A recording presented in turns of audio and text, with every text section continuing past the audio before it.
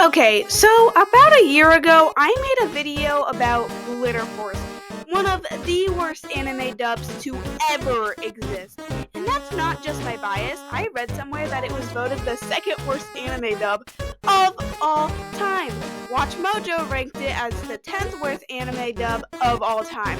So, just to quickly recap that video, I explained all the reasons it was bad. I explained how they changed their names, they censored anything, they put this thing, this demon, this how do I even describe it into the show? And at the end of the video, I said this. So, to sum everything up, Glitter Force was terrible, it was unnecessary, it didn't need to exist, and despite all the negativity it got from the Precure fandom, there was a sequel! So today, I want to talk about Glitter Force DokiDoki, the other one. So, I wonder, is Glitter Force DokiDoki good, or is it better or worse than the original Glitter Force? Did Netflix actually make a good dub this time, or did they already turn the worst possible dub ever into an even worse dub? We're gonna find out today.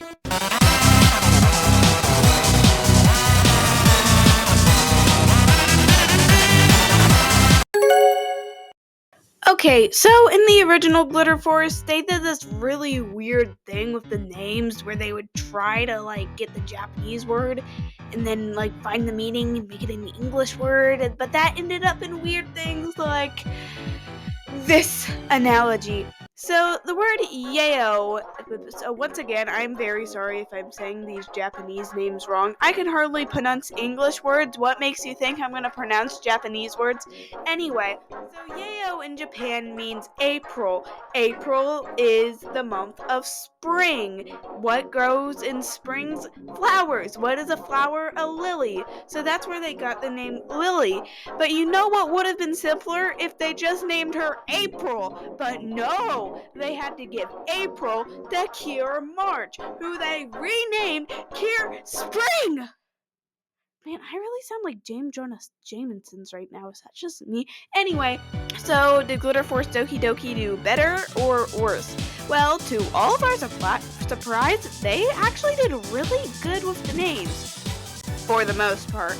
So, Mona got changed to Maya, which congratulations to you guys, it's only one letter off. Rika got changed to Rachel, which they both have the Ray. They both start with R, so I'll allow it. Clara! We'll get back to this one later.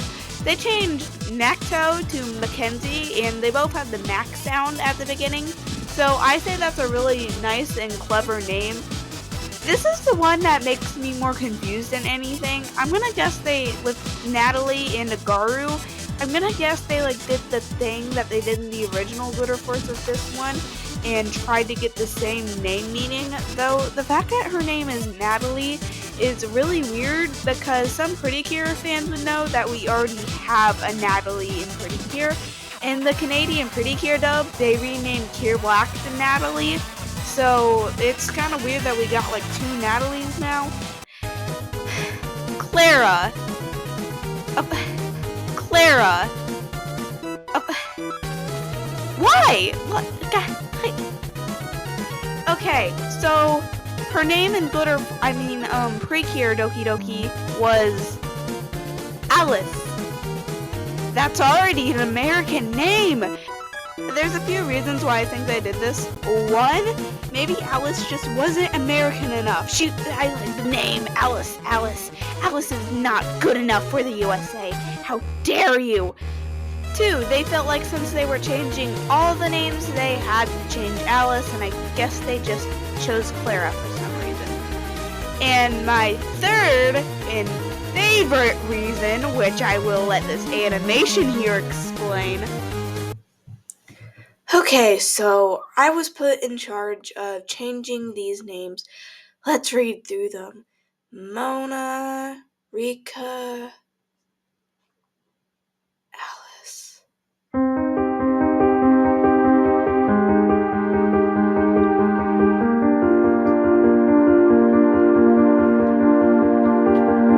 Okay, you know what? We're just gonna change it. Yeah, personally, this is my headcanon for what happened there, because I just think it's kind of funny. So overall, we're gonna give Glitter Force DokiDoki 1 point for better. So, remember when I got completely and utterly ticked off in the last video because Netflix didn't dub 8 episodes of Smile Precure? They didn't dub 17 episodes in this dub.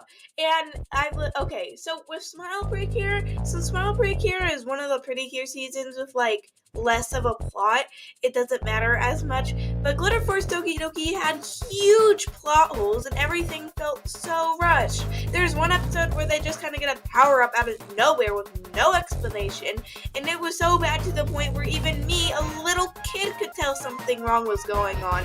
You cannot even begin to comprehend how much they got rid of until you actually watched Precure DokiDoki, because it's like every other episode is something new and exciting, and that really makes the experience of watching Doki Doki Precure a lot fun, because there's always just so much new content. But I'm not even exaggerating when I say it's every other episode where they deleted something, and for seemingly no reason. It just doesn't make any sense to me.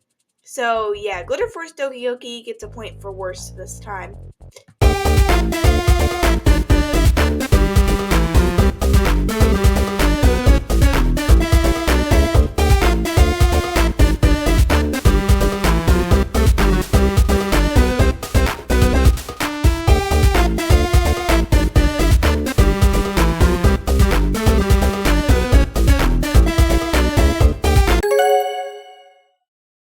Okay, so remember how I ranted about how awful these ending things were?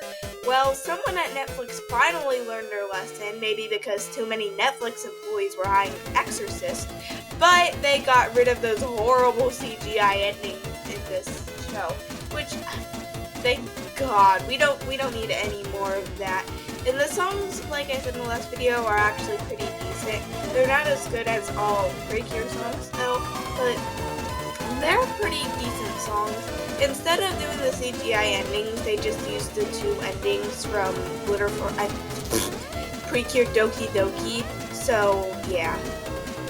So Glitter Force DokiDoki gets a point for better. So, the original Glitter Force did one good thing by introducing new people into the Precure fandom, and I guess this show did that too, but like not nearly as much since the original Glitter Force came out first.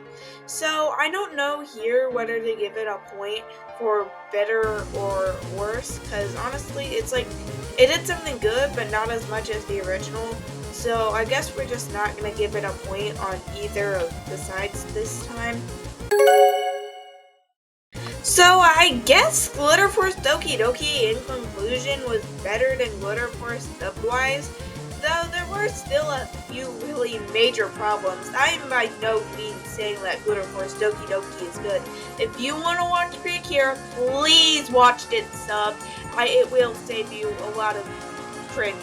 Anyway, thank you so much for watching. I really appreciate. If you could like and subscribe, that would be absolutely great, and I hope to see you in my next video.